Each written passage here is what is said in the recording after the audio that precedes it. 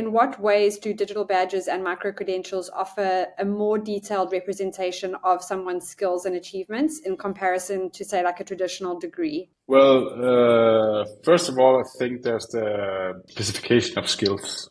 So I guess on your marketing degree, it said that you got maybe an A or a B or probably an A in the different courses you attended. Probably came a diploma supplement and a description, and there was probably a wall diploma, so you could put it on the wall behind you, and a signature to verify, and a stamp and so forth. With digital badges or micro credentials or digital, I would say digital credentials, they can be issued on specific skills using a skills library that can be machine read, and as we said before, those skills can then be stacked.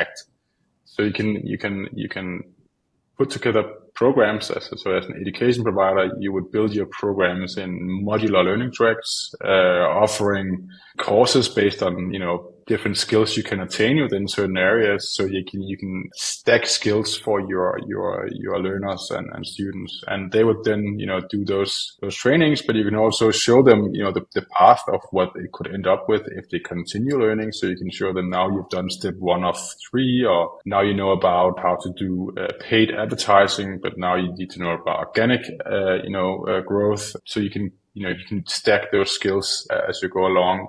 Digital credentials can, in that sense, act as building blocks for your skill levels and your competencies, and that's a huge difference compared to a normal set of credentials, a degree, for instance. Also, looking at it from a perspective of, if you look at how the tendency is right now, then we're looking into an era of skills-based hiring, and we're doing that because a workforce with updated skills. So that's why you need to do your LinkedIn course, and that's why you need to do your meta training. And so right now you're not being hired for B2B because of your marketing degree. You're being hired because you have these skills, and but also, of course, you have experience, right? So you have experience combined with your upgrading of skills.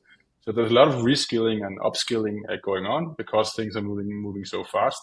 So it's great to rely on your degree, but you need to have credentials supporting you lifelong, and digital credentials can do that.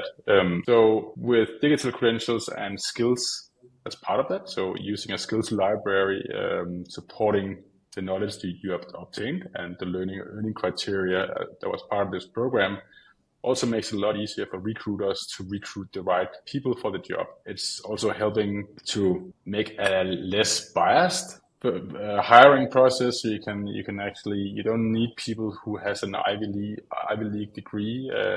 You need people with the right skills. So there's a few American companies that have now turned into skills-based hiring only, and it's not considering a 10-year-old degree worth anything. Basically, they're looking at the skill sets of the employees they hire and simply assess those skills to make sure that they get the right people for the right job. So I think there's a tendency we'll see transpire globally.